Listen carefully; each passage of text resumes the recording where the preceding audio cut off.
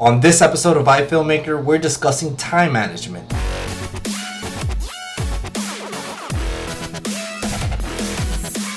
Welcome to another episode of iFilmmaker. My name is Ariel Martinez, and as always, my friend, Mr. McCoy. How are you, sir? I could be doing better. I think I'm getting the flu, but yeah, always dedication, making sure I show up to the podcast. You know, I missed three since we started, so I was like, I can't miss another. This is our job, man. This is officially our job now. Is it? When can you send me a paycheck? Oh well, when I receive one. So yeah, we still don't even make money off any affiliate links or anything. No. I'm working on getting those affiliate connections now. The funny thing is, do you hear that? Man, what's going on down in Miami at the moment? What, you got bad weather? Yeah, man, we're in some sort of a bad thunderstorm right now. I always find thunderstorms to be quite cozy when I'm home, safe in my house, and it's thundering and lightning and raining heavy outside. I feel pretty safe. Did you ever hear that story, like you can't pick up the phone when there's a thunderstorm because the old copper wire used to could electrocute you? Remember? Well, good thing we're doing all of this based on internet and Wi-Fi and whatnot. So, So, what has been going on with you? How come you're getting the flu and whatnot? And so I'm now, as you can see from my setup here, I finally made it back home to New York City. I'm back in Brooklyn, made it back late last night. And after I can't even remember when I spoke to you last time, I had to extend my trip over there. I had to do another shoot. So I had to do a story on a CrossFit gym out there. So that took 3 or 4 days. I was filming out there, and that was on the back of the CrossFit Games. And I thought I was fine, but with the amount of editing I had to do post the CrossFit Games and then jumping back on that shoot, my body's just been, totally beaten up. I think there was 3 nights that I only got like 2 hours sleep or even less than that. So, I don't know. And maybe that leads us on to today's topic because I was a little bit disorganized and was kind of running around with like a headless chicken. So, yeah.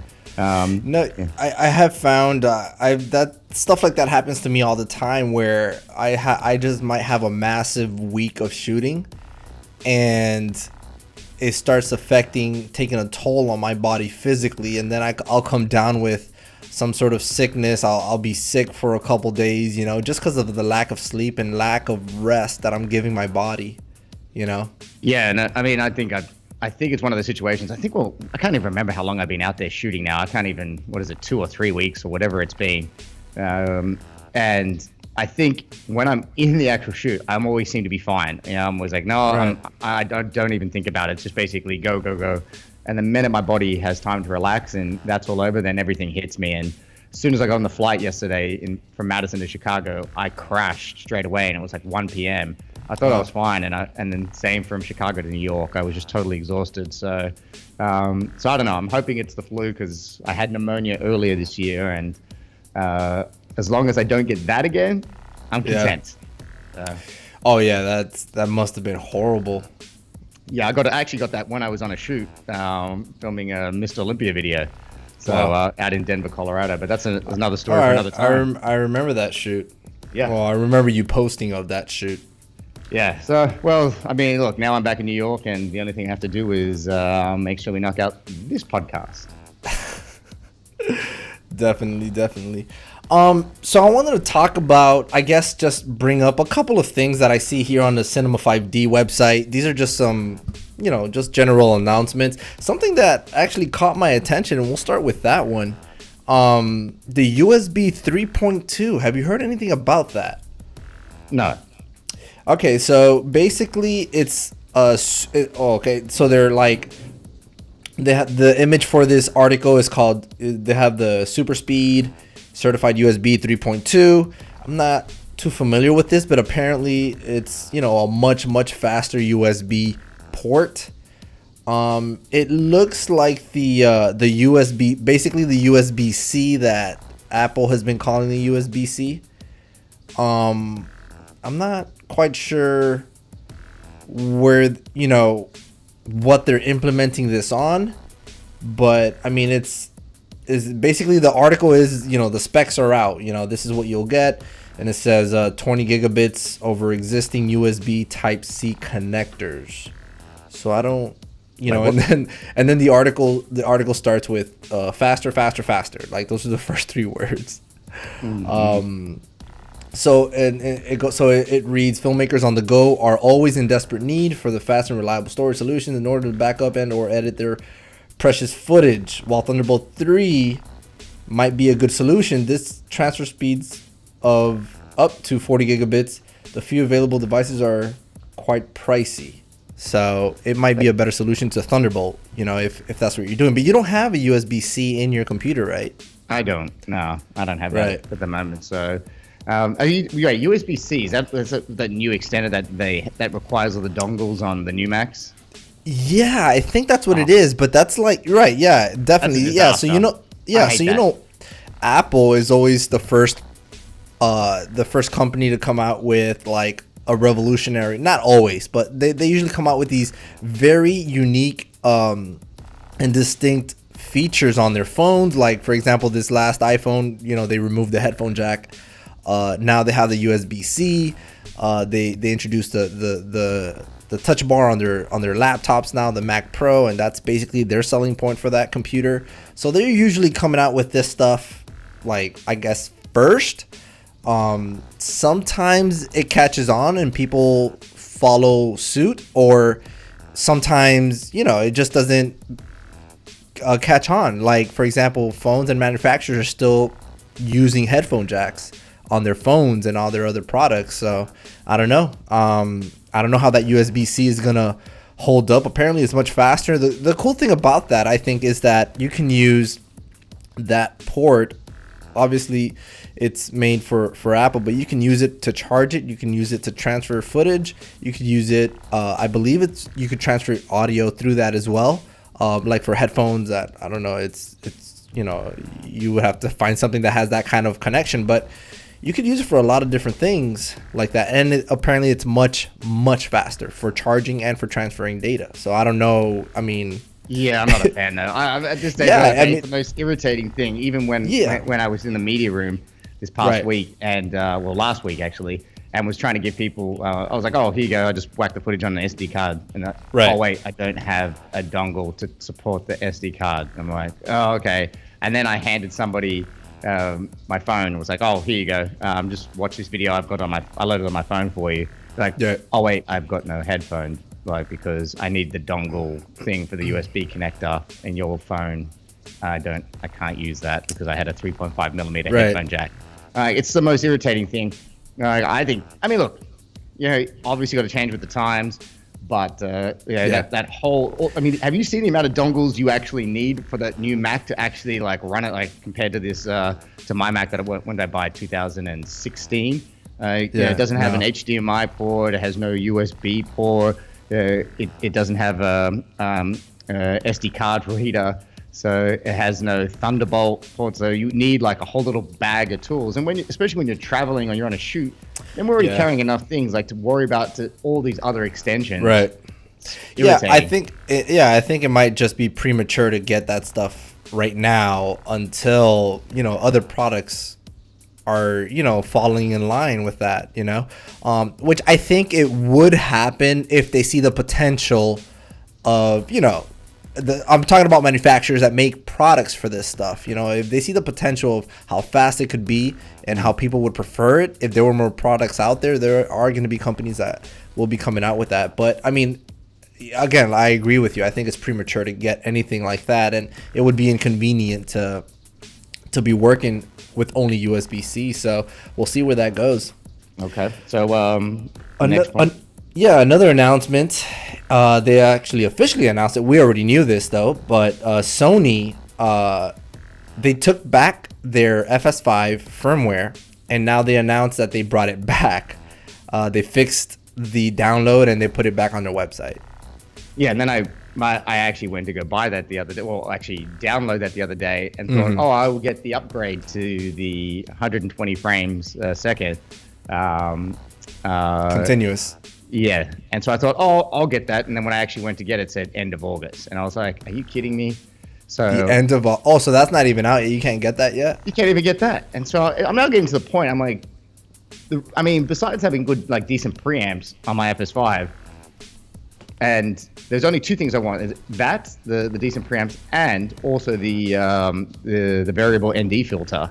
So beyond that, those like I'm kind of getting sick of my FS5. It's sad. Really? I don't really like it at the moment because it doesn't do that. It's a bigger camera, and I mean, if you're in the market to buy something now, why wouldn't you buy an A7S2 or A6500? Because as well, that has the in-camera body stabilization, right? And I don't have to shell out an extra $500, right?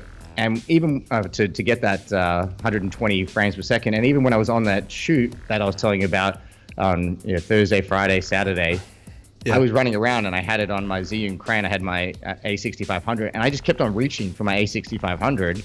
Yeah. Way more than I was reaching for my FS5, and really, and a large part of that as well, because I even when I had it off the Zhiyun crane, I had the Sony G Master 85mm lens, and I was just getting some nice, pretty shots on the crane. No, just handheld on the A6500. Gotcha. I put on the A6500, and a couple times I put on the FS5, and I just realized those little micro jitters that you get for being handheld, which the in-camera body stabilization makes up for in the 6500 or even on the A7S2. I was like, oh man, this is kind of irritating. And I was on a farm and I was kind of hiding behind trees, getting shots of the family. Right. And I was just noticing it just wasn't as crisp. So I'm kind of a little bit annoyed at the moment with my FS5. Yeah. So the G Master 85 Prime does not have optical image stabilization, right? No. Okay. No. And that, I think we've discussed it previously. I think, that is. I originally went to buy the Zeiss Batis, and then when I put that on, I was like, oh my gosh, this is just a beautiful lens. So I love that lens to death for video. It's gorgeous. And I mean, if you, I think I've told you, if you do pair that up with the A6500, even though I don't use it with autofocus, if you were a novice and you needed to, I mean, that thing is so fast on autofocus. So, and with that in-camera body stabilization, it just makes it a treat to use. And even if I put 120 frames on my FS5, a lot of those lenses, including the Fujinon that I was talking to you about, the A7S2 that I was using, without the in-camera body stabilization, it really kind of renders you useless for that run and gun situation. So I have a what was it? I've got a little there's a Sony it comes with it looks kind of like a little shotgun mic on it, and then it has its own XLR input. I forgot the name of it. We discussed it last week. I was looking at it. this week. That's the audio extension unit, something like that. It goes on the hot shoe mount. Yeah. And, it comes with one microphone, and then you can cold shoe mount. Yeah, you can attach an XLR mic. So I think it's 2 XLR inputs. I can tell you right now because I ordered that on Amazon, and that. You ordered? You finally got it? It should be arriving today. Arriving today, your Amazon package. Sony adapter kit with microphone will be delivered by 8 p.m. So later tonight, I will tell you if it's any good. You excited about that? Well, look, if that works, I mean, I'll just buy some decent ND filters or variable ND filters, and because as I told you, I've got this shoot coming up where I'm going to be going to Asia and I'm going to be traveling around. I'm just so sick of carrying all that gear, so just to be portable. I mean, the image quality you're getting out of the 6500 is, I think it's on par, if not sometimes better. No, definitely. And wait, just refresh my memory. The FS5 is it 12? It's 12-bit, right? No, the FS5 only does 12-bit when you're shooting RAW. Really? So we're getting FS5 is 10-bit when you're shooting HD, and 8-bit when you're shooting 4K. The A6500, the A7S Mark II, A7R Mark II, all of that throughout the board is all 8-bit. So wait, hold on a second, because I looked on. I'm gonna go into our favorite little website at B&H, and I swear I was looking at the Sony A7S2. It's all 8-bit, 100%. I think if you pair it with an Optimus Shogun Inferno or something like that, you could get 10-bit. You're looking it up now? I looked at it. I swear I was on the plane yesterday. Yeah, I'm looking it up now. And I swear it said, what was it? Maybe I read it wrong. Yeah, wait, hold on. Bit depth on the A7S2, it said 14-bit. 14? And I was like, wait, that tripped me out. And I was like, No way. I'm looking at it right now. And he said, look, go look at go to B&H. Okay. I'm like, am I missing something? Am I missing something? I could guarantee you the bit depth on the A7S2 is not. Well, I mean, look, it's marketing material, but I mean, I was like that because then I was like, wait, false. if that's doing 14, is my FS5 doing 12? That is false. Well, I'm looking, I can see bit depth right here. Aspect ratio 3:2, 16:9. Be careful mentioning that here. I mean, look, hey, I'm just. Oh wait, sorry. Okay, I'm reading. All right, let's see what. Sorry, I'm reading imaging. Okay. I think that must be like. Oh, those are stills, okay, man. Sorry. All right, so I'm an idiot. Because I was on the plane getting that horrible internet off my phone, and then I was trying. Then I tried to actually search a couple more articles, and then my internet cut out. So, all right, fine. Wait, but that's not even that good for a still. Stills are usually 16-bit. I'm looking at let me see the A7R for their stills. Stills are usually like from what I understand, the standard is 16-bit. Oh no. Huh. Maybe I'm messed up now too for stills, but anyways, let's not get into that right now. Yeah. All right, so the firmware is out. That was what we were supposed to be talking about. I haven't updated mine yet, but I guess I'll re-update. Wait, what do you mean you haven't updated? You said you updated already.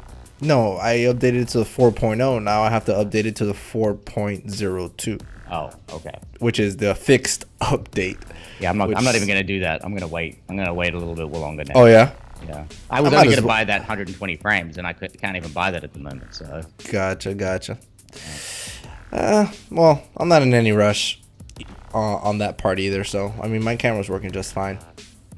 Well, like I said, the way I'm going, if that little microphone and those XLR kit if that works well, I'm even thinking of dumping this FS5. Because I'm hoping that they'll come out with an FS5 that has in-camera body stabilization. Oh, that would be beautiful. Yeah, and if they do, I'll dump that now so I can still get a decent price out of this secondhand. I hope Sony does come out with the Mark II that would really compete with that Panasonic EVO 1. Because that would be great. That would be fantastic.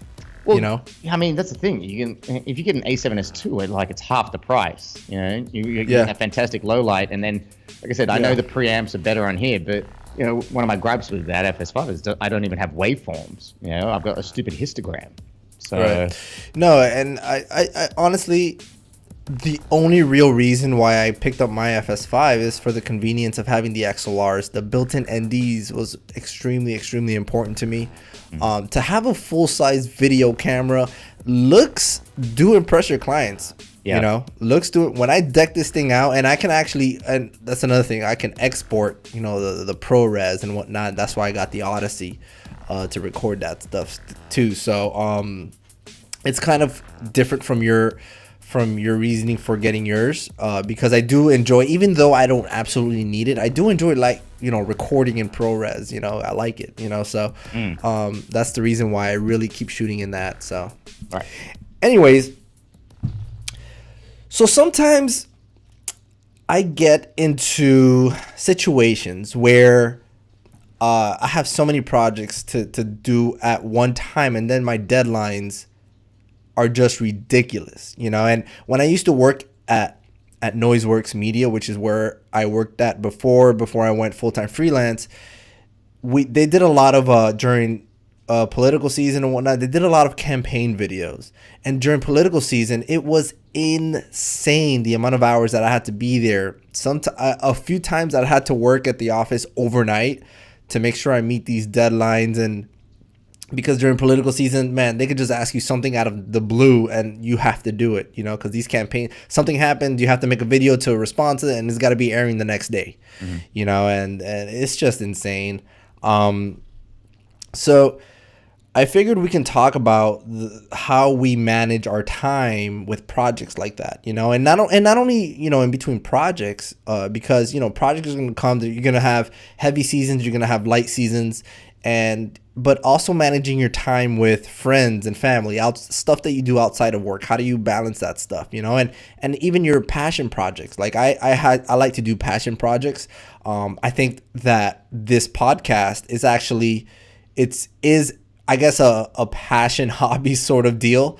And that's why I decided to do it and brought you on board. And I think it's fun. We're having a good time doing this. But how do you manage your time? How I manage my time? I think that would be a great discussion to have on this podcast, on this episode. Yeah, I mean, that's what I was saying to you earlier. I think I'm probably the worst person to talk about managing time because I don't really have a system per se. I mean, doing all these freelance gigs, the only thing I've kind of learned over time is trying to make sure, and I'm actually, I haven't been the best with it, but I'm getting a little bit more specific in regards to clients' expectations of their deliverables and how many videos they want and the timeline that they want those in. That's like the first and foremost thing that I'm trying to establish.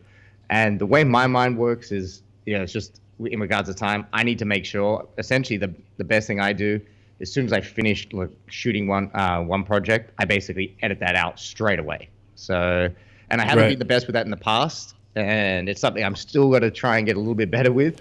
But that is, I mean, the hardest thing, I had to do this a couple months ago.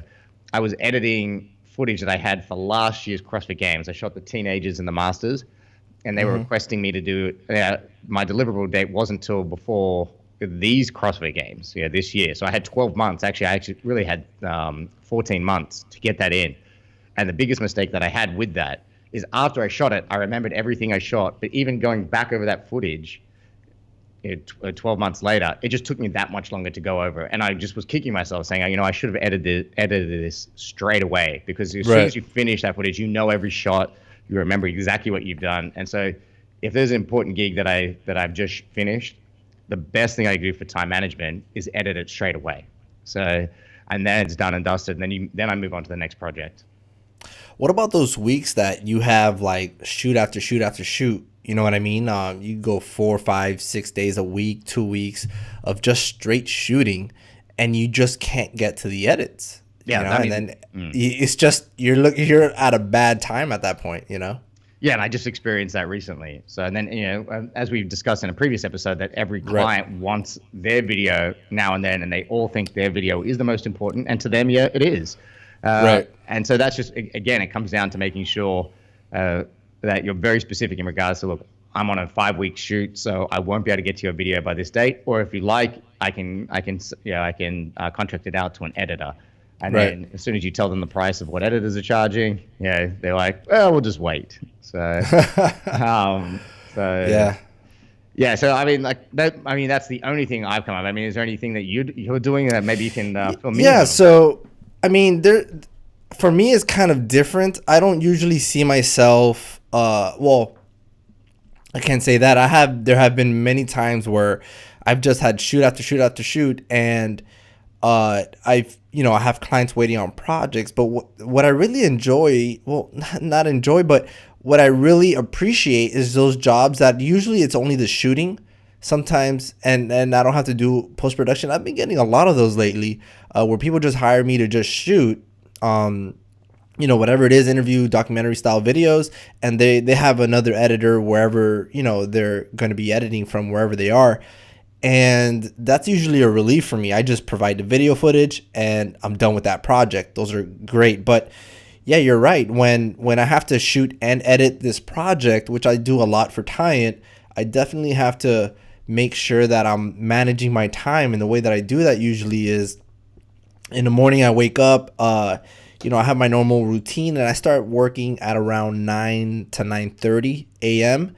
I usually start editing there. I'll edit for 2-3 hours. I get quite a lot done for any given project in that amount of time. Then I have to take a break. I can't, there's no way that I usually do, there is a way, but I don't like to edit straight up 8 hours a day, because like my brain gets tired. You want your creative juices to be fresh and flowing at all times, but the fact of the matter is you have to take a break. Sometimes I'm editing. Sometimes, man, I'll have a block. Like, I have no idea. I've had projects where I have no idea how this is going to go. I don't have enough footage, or I don't have good content. I need pictures. I need something to put there, and I don't know what to do. I'm at a blank right now. So what I'll do is I'll take a break. I'll step away from my computer, or I'll just go and work on a different project. Like for example, today, before we actually got on the phone call, I was editing a piece for a client of mine, and I came into an issue where, on the interview, she goes and taps on her microphone by accident when she refers to herself. And I know how to fix it. And then I was thinking, man, it'd be great to make a quick video, just record my screen, record my audio, and just make a really quick video on how I'm about to fix this issue, right? So I did it, and I knew I didn't have enough time. I didn't have too much time to do this. So I did it, and unfortunately, what I did was I made sure that I recorded my audio and the video simultaneously, and it just got messed up basically. It basically got messed up, so when I see the footage back and the audio that was baked into the footage, it was completely out of sync. It was kind of like one was recording faster than the other, and it was just impossible to get into sync. And then when I look at the time, I'm like, man, I'm spending way too much time on this. So I had to scrap that project, which, by the way, if you're listening and you wanted to see that video, I'll come back and do something else like that in the future. But I just couldn't continue working on that because I would have to have redone the entire thing. It's not that long anyways, but I just, I had my priorities, which is my project. That is definitely my priority, is the project from my client that is paying for it, and then on my side time, and those breaks that I like to take from my paid project, I'll go and work on something that I enjoy doing, whether it's improving the podcast, thinking about what we're going to talk about next, whether it's communicating with people online, answering questions that I quite often do. Or just sit down and perhaps just watch some TV and just relax a little bit. Then I'll come back and revisit my project that I was having an issue with, and I try not to do things on the weekends. I try to keep it like a normal work day, like a normal work week every week. I enjoy my Saturdays and Sundays to be with friends and family. I'm very active also in my church. So I like to take on projects like that with like knowing full well that I have real projects to do. Not real projects, but projects that are pretty much priority, and then I try to volunteer and do a lot of, different things at my church. But that's what I try to keep my weekends for. I try to keep my weekends for friends and family. And then I try to keep a schedule, some sort of normal 9-to-5 work schedule.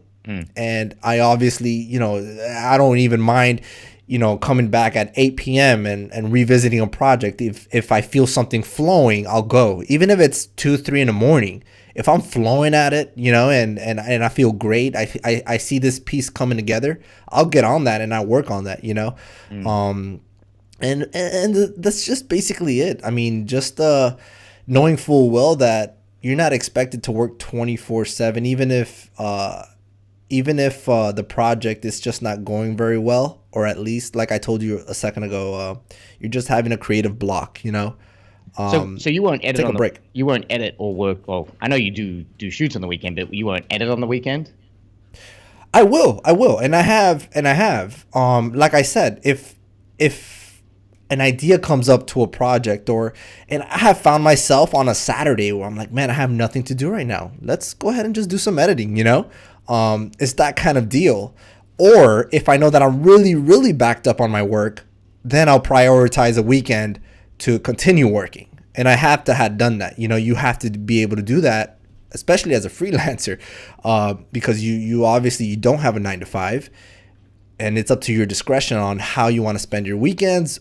When you're your own boss, but you have to be responsible as a freelancer. You have to be responsible. Yeah, I actually like it when I'm actually push clients nowadays to try and give me a specific date when they want to buy. Like, what's your ideal date to have it by? What's the latest you can have it by? And gotcha. I deal better with deadlines. So it's like anything else. Like, studying at university, had an exam due. It's like it's due Monday morning. You find yourself like jumping on it Saturday night, but at least you can get it. It's always that crazy manic, like last minute trying to get it in. But if I have a deadline, I make sure I get it done by then. And so I always now try and get it done by like the ideal deadline and not like the last minute deadline.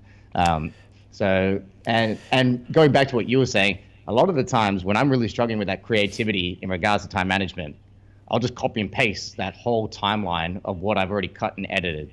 And I will then give myself a timer, like I'll put a timer on and say, I've got 3 hours, and I pretend that I'm in a studio where someone's requested it within a particular time frame.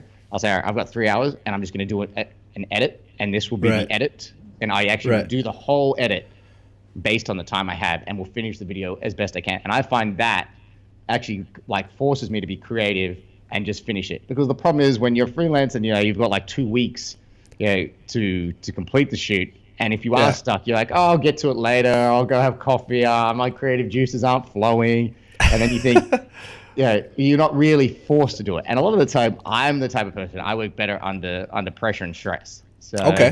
And so having that deadline to me makes me like force things out. And then even when I do that, like I copy and paste, and even if it's a bad edit, that kind of it alleviates a kind of whatever you like, the editor's block, shall you say, and that works wonders for me. But yeah. Sometimes I've had a full day of creative block, and I'll go and do whatever I had to do, go on a normal schedule, go to church if I have church that night, and come back. I'm getting back home like at 10:30. I sit down real quick just to look at the project and see where it's sitting. I wasn't even planning on continuing to edit. I'll make one edit. I'll make 2 edits, and before I know it, it's 2:30, 3 o'clock in the morning, and I'm finishing this entire project. That happens sometimes. And it's the hard thing I have is I like editing for some reason, and I always have. I like editing from like 1 in the morning, and I'll go to 7, 8, 9, 10 in the morning. And there's this weird thing, especially being in New York City, when there's like the quiet of the night and nothing's going on. I feel like I can just actually knock out my work in the most effective manner ever. And so I do most of my editing very late night. But then that throws off my schedule the next day, and people are like, what are you doing? Are you out partying or something? I'm like, no, I'm actually working. Yes, I'm right there with you. I do a lot of my best work at night. But, I don't know why I kind of resist against that because of what you just said. I don't like to throw my entire schedule. I feel horrible waking up like at 1, 2 in the afternoon. Yeah. I feel like my entire day has just been wasted. I like to wake up really early. I usually wake up at 6:30 in the morning. I get my workout done. I like to take my time. I make my breakfast, and I watch a little bit of news, and then I get at around 9:30. 9 to 9:30. I'm getting into my work. Like I said, like a normal 9 to 5. But here's a question for you: do you edit by yourself, or not even edit? Are you generally doing any of your invoicing and stuff? Are you doing that by yourself in your own office? 100%, yes. Yeah, and I think that's the problem that I have as well, and I think that's why I've started to look into, and I just haven't. I mean, I looked at a couple of the prices. There's there's a couple of companies like WeWork and like I know there's some things like Soho House in Chicago where basically they're memberships, and you get a table and you basically go there. WeWork is like Soho House in Chicago is more like a kind of like a bit more of a club and bar and stuff, but they have like shared work areas. I've seen that before. Yeah, they also have a Soho House here in New York, but they're pretty expensive. But the WeWork buildings, you basically rent a desk in there for forever. Like, I mean, there's various packages you can rent, and basically everyone goes in there and they're freelancers, they're graphic designers, they're producers. Right. And I've considered doing that, so to force myself into having a specific schedule. So, but they're a little bit too, especially when I've got a nice apartment in New York. Yeah, and I have my desk. I'm like, they're a little bit too cost prohibitive for me at the moment. So. Yeah, and that's something that's very important, especially for us freelancing, working out of our house, working from home. It's great, it's convenient, but it's really hard to stay disciplined. That's one thing. That's the hardest thing. Right, that's one thing that I have found ever since I did it.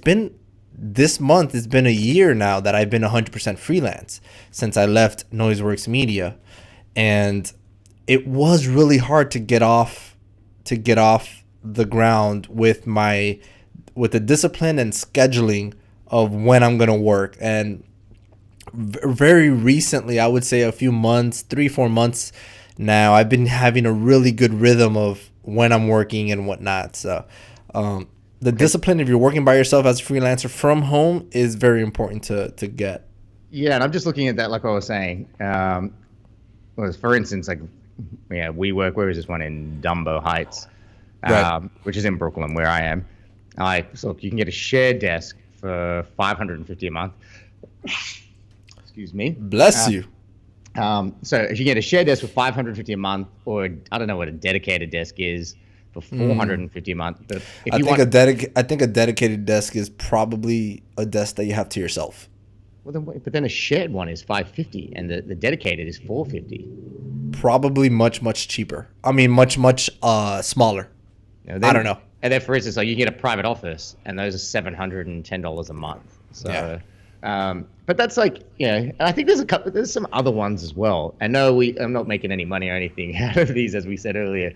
But I honestly have looked. There's a couple like independent ones around my neighborhood here that I looked into, Right.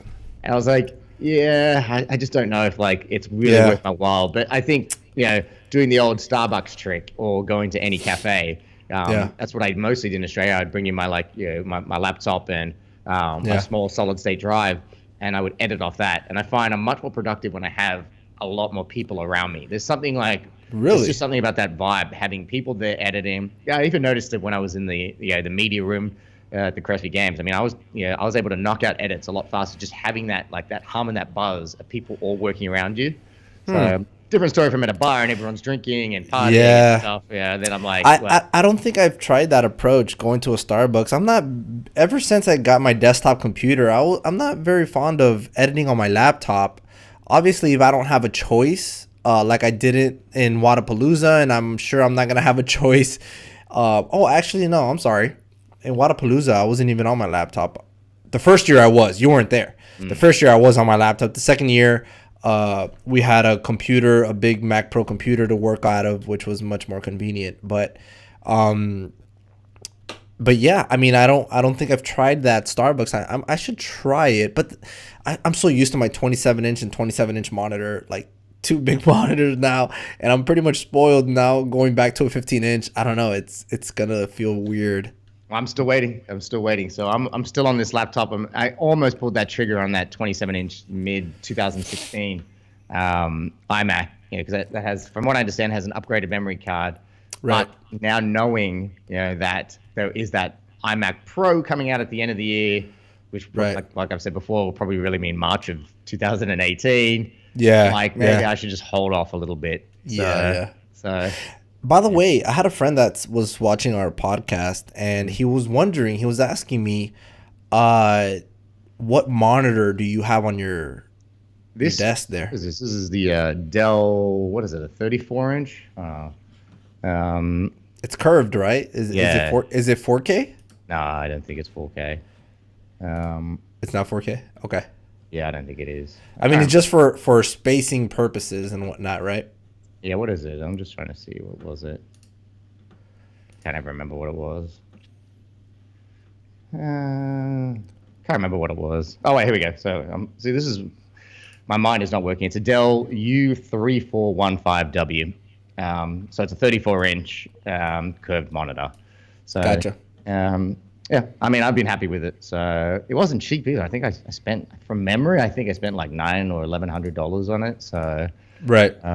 And knowing now that you can buy Apple sell that 5K monitor for like $500 or something, from Dell. I think that's one from Dell as well. So, yeah. But I mean, it's one of those situations, you buy at the time that other monitor wasn't out when I was looking. So, yeah. Wow. Yeah. That's crazy. Well, all right. Well, I'll let him know that. Do I need to repeat that number again? No. You're good. So any other time managing tricks do you think that would be valuable to share here? Like, I don't know. We spoke up. I mean, if we take editing out of the equation, the best time management things that I think you can essentially, I essentially do and make sure that I always knock off is, it changes each time for each shoot, but majority of the time making sure, we discussed it in previous episode, that everything from my gear is packed. in the exact Right. same position. So having everything ready and charged, and I'm finding that more and more now. That, for instance, I've just got back from this from this shoot in Wisconsin, and as you do, you want to leave the shoot, you just throw everything in your bag. You just want to get the heck out of there. Yeah. Especially because I was in someone's house, and they had little kids and they were going to sleep, and so I didn't pack my things in the appropriate manner. The best thing to do that I find, as soon as I've come back to New York, I then repack everything, make sure all my gear is charged, make sure all the SD cards are taken off, and do that straight away. And so even if you don't have a shoot for another 3 weeks, in case you do get called, and that happens to me all the time, I don't have to spend several hours, finding where everything is. I mean, today even on the podcast, I couldn't find this XLR cable, so because I just thrown everything in. But usually, after we jump off this phone call, if I'm feeling better, either tonight or tomorrow, I'll repack everything. And that's a huge time management statement, especially when you're on set and you need to get a runner or an AC to quickly grab something out of your bag. You can tell them exactly where it is.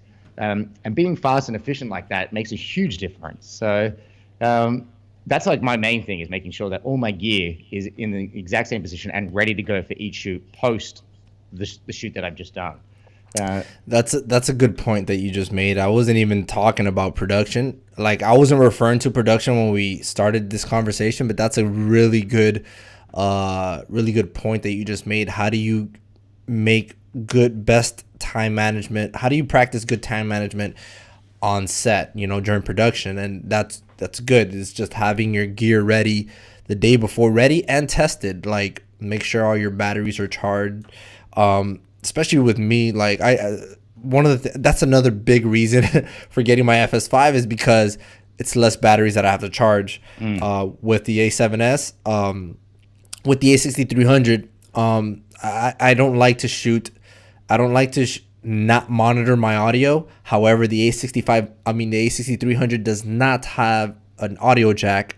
Neither does the A6500. So when I'm interviewing somebody, I need to hear how it's coming out. So what I would have to do is mount my H6 onto my camera and make sure it comes out of there so I can hear it, and then it goes directly into the camera so I don't have to sync it later. And then the screen is so small, so I make sure that I have a monitor on that, and it was just basically a Frankenstein of a setup. But it's one of those things as well. I don't know if you've experienced it, and I have a couple of times where I've just been offered $1,000 for a quick shoot in New York City, and I've actually said no because all my gear's everywhere. I know I've got to repack and check everything. And when I thought about it, I was like, man, that was stupid. If I just had my gear set up and was ready to go by my door, I didn't need to think. Of course, I would have just taken it out. Right. I would have said, oh yeah, no problem. And your friends ask you to do a quick shoot, but I'm like, I don't know if I want to pull my gear out in that same manner. It becomes a hassle. I haven't checked everything. I haven't charged everything. And yes, you are supposed to decharge all your batteries before a flight, but if you're picking up a shoot locally, it's great to have all your batteries charged, ready to go. You don't really need to think about it. You haven't, which I have done many a times, got to a shoot and realized, oh no, all my SD cards are full. That's horrible. Did I actually transfer these onto my drive and then not being sure? So I mean, in regards to time management, I mean, I even found that this past 2 shoots ago, I was just out of data and I was out of hard drive space, and so I had to spend half a day running off to go to Best Buy, transferring all the cards, and so that just makes it a bit more of a nightmare of a shoot. And it's one of those things, you just got to make sure you're ready at all times, and I'm not always the best with it, but that's a huge thing, especially when you're not doing stupid things like myself, and you're not taking a shoot because you know how long it is going to take for you to get all your gear together. Check everything, check all your monitors are working, check all your XLRs are working. So, and then for instance, the worst thing you can do is get to your location and see that you're missing something, or something is not charged, or something's not working properly. One of the biggest issues that I had recently was I used my Sennheiser lab set, and it works great. The sound quality is fantastic, but the receiver doesn't last too long, basically. So I had to make sure I went ahead and bought a secondary battery for that, just in case I ever have that issue, which I did in Philly, and thankfully I had the backup battery ready to go. So always, backup batteries is always really, really good. It's a very quick solution for any issue like that, and those are, you have to have those recharging as well for that specific set. Sometimes you just need double A's. Yeah, I mean, it's just making sure all your gear is prepped, monitors, everything's working fine, and your SD cards or whatever recording media you use, make sure that that's emptied out and formatted, or could possibly be formatted on set. Make sure everything is dumped, which I have to get better at. And in regards to time, another thing that I'm making sure that I do now, just for my own peace of mind, when I'm showing up to like, for instance, if the shoot is in the same town, I'm at the hotel room, I'm going to the shoot, whatever time my start time is, I'm making sure I'm there 2 hours early. So nice. I've set myself my own limit, so that way I can slowly get my gear together. I mean, everything is already laid out. I always do a gear check the night before, so I've always, once I land, I've already done a gear check, made sure everything is fine. And that's the second gear check I've done prior to leaving the house. But then when I show up on set, it gives me time to do that meet and greet, say hello to everyone, and then I don't have to worry about checking. So worry about rushing, last minute, quickly throwing my gear together. And the hardest thing is making sure the minute I get in there is to sit down, not talk to anyone, set up all the stuff that I need for that morning shoot or that day afternoon shoot, whatever time you're doing it. Set everything up, lay everything out, make sure you're all ready to go. So that way, when somebody calls you, that you're ready to go. And again, it's something that I haven't been the best with in the past. And even on this past shoot, there was a couple of times where they decided last minute they wanted me to shoot something else in a different location. I didn't have that luxury, and I was like, man, I'm paying for it. So the earlier you can get there, the easier that is. You don't have to worry. And so I love it when I'm ready to go and set, and I see it, and I still have like 30-40 minutes to kill. You're very comfortable. You have peace knowing that nothing's missing, nothing's going wrong. If you have to troubleshoot anything, or if you forget something, hopefully you're not too far away. You can go and pick it up. But it's always good. You're right. It's definitely good to get to the shoot even earlier than what they expect. So yeah, and that's for my own peace of mind. I mean, I'm doing that even catching flights now. I used to be that typical person that I would leave last minute to the airport. Yeah. Oh man, yeah. You sit and all of a sudden there's some car accident. You're sitting in traffic and going, "Why did I leave it to this last minute? I had nothing else to do that day." So I always get to the airport pretty much 2 hours before my flight, and I usually find myself with about 45-50 minutes to kill when I get to my gate. But I haven't had any issues, thankfully. But just in case, it's always good to to be safe. You never want to miss a flight. That's horrible. Well, hey, then if you're using a DJI drone as well, making sure you test it the night before and and actually testing it the morning of. Did I tell you about the shoot that I was on in Las Vegas in regards to? So it was months. I can't remember. It was maybe close to a year ago now, whenever. And I was out in the salt flats filming a pole dancer. And we found this really random spot, and she brought her pole out. And we were doing this, beautiful cinematic shot of her in these barren salt flats. Mountains were behind us. I've got the drone ready to go, and I did the update the night before. I was like, okay, it required an update. All of a sudden, I get to the salt flats, and it's now forcing me.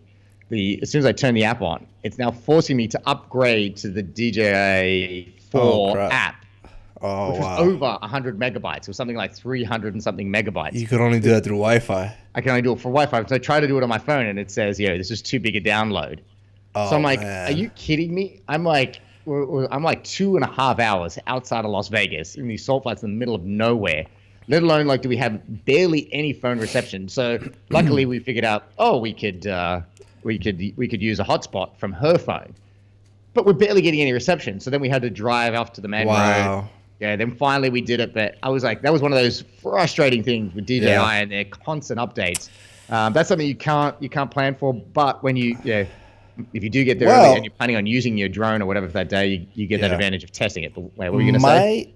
My suggestion for that, it seems like the lesson to be learned in this one is and this is what I did with my FS5, do not update anything unless you're ready to test it out as soon as it's done. You know what I mean? No, but this was a forced update.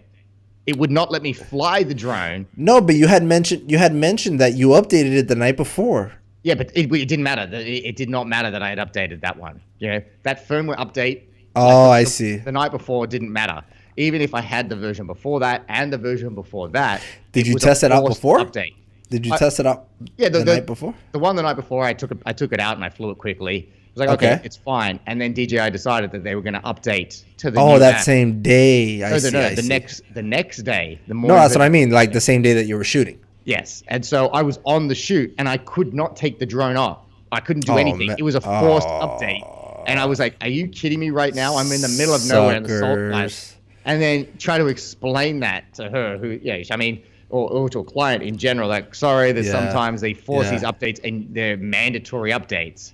And this was a mandatory update. And I was just furious with DJI at the time. Come on, DJI. That's not cool. But again, I should have, if I was being smart in regards to my time management. Yeah, if you would have gotten there earlier, you could have seen what's up. I should have tested it the morning of as well. Especially knowing that they do that many updates. So lately, I have been doing that. I have been checking the morning of. If I need to fly the drone, even sitting in a hotel room, I'll do a quick check and see, all right, are there any updates I have to do over Wi-Fi? Because it always takes forever. Yeah, and they're mandatory. If they're not mandatory, I'll skip it. So, especially when I'm on a shoot. All right. Well, dude, this episode went by really fast. Yeah. Yeah. Are we done? I think we covered some pretty good stuff on this one. So I want to go ahead and remind people that we have an email. You can, well, not an official email. Right now I'm telling people to email us at filmschoolig@gmail.com. But I think I might as well just go ahead and create one for the podcast specifically. But anyways, I'm inviting everyone to submit questions for us to answer, because I would like to have some sort of Q&A question toward the end of each episode. But we don't get that many. Like, most of the messages that I receive is usually people just sending either pictures to be reposted on Film School, on the Film School account. Maybe we should do what do we do, like, on, so this goes out Monday. Why don't on the Wednesday we say submit your questions for tomorrow? Yeah, that we could do that. We could do that on the Facebook. You guys can go over to the Facebook account, to the iFilmmaker Facebook, and submit your questions there. We'd be more than happy to answer them as best as we can. For sure. Why don't we put a post up though after each? So like on the Wednesday. Oh yeah. So we should put a post up each week saying throw us any questions. Yeah. Whether we do that once or twice a week or in tomorrow's episode. Yeah. Yeah, we could do that. Dude, did you know that someone was trying to hack? It always happens. They were trying to hack the Film School account. Wait, the website or? No, the Instagram account. Oh, really? Okay. Yeah. Oh. Yeah, you got to be careful. For those of you that have separate accounts like that, be careful with that. They sent me an email saying... Like, how do you know? Who sent you an email? It's called Instagram, but it was like without the A. Yeah. So it looks like it was directly from Instagram. And it said, like, on the letters, it said, you're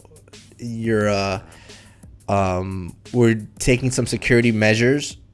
We want you to log into your account through this link. And they specifically put a link for me to log into. But then I get an email directly. I think it was before or right after that. I think it was before. From the real Instagram, and I know when it's Instagram sending me an email that says, and I've gotten this many times, we're sorry to hear that you're having trouble logging into your account. And I forgot what else they tell me to do, but that tells me that someone was trying to log in and was not being able to log in, and so that's why it's important to have that two-factor identification. So, anyways, send us your questions on the Facebook account. We'll be putting some posts on there. Also, remember that this podcast is not only on iTunes, and if you are listening on iTunes or Google Play or SoundCloud, we definitely appreciate a good review over, especially on iTunes. That really helps us with analytics and getting this podcast out there and let it be seen by more people. Share it with your friends, and hopefully you guys are enjoying this. We definitely invite feedback from this podcast in a nice way. There was in a nice way. There was someone that I really did not appreciate give us some feedback and just was cussing up a storm on my Instagram account. I had to delete that right away because it was like ridiculous. Like, I'm willing and I'm able and willing to listen to any kind of feedback, but do not start cussing at in Instagram account. That's the easiest way to get blocked. I don't even bother with feedback like that. I'm like, oh no, I don't even. I don't either. I don't either. It's no big deal. It was just like, you really think that you're gonna get a positive response when you go and start throwing that stuff out there, guys. I think we're both nice guys. I think we're both reasonable. We're able to listen to feedback and see, what we can improve, and, what else we can talk about. So anyways, I invite you guys to go over once again on iTunes, check that out. And hopefully you guys give us a good review. We definitely appreciate that. And all the show notes, I posted a link. If you haven't seen that, the links to everything we spoke about on our last episode on my website, arielmartinez.tv. Go to the podcast page. And if you're watching this on YouTube, all the links are there as well on the show notes, on the description of the video. So, Mr. McCoy, it's been another great episode. I think this is episode number 42. I'm sorry, 44, if I'm not mistaken. This is episode number 44. Yeah. We're almost at that 50 mark. All right. Well, I'll let you get back to work. I got some work on my end. Bye to everybody then. All right, see you guys. on Thursday. And we will see you guys on Thursday. Have a good one.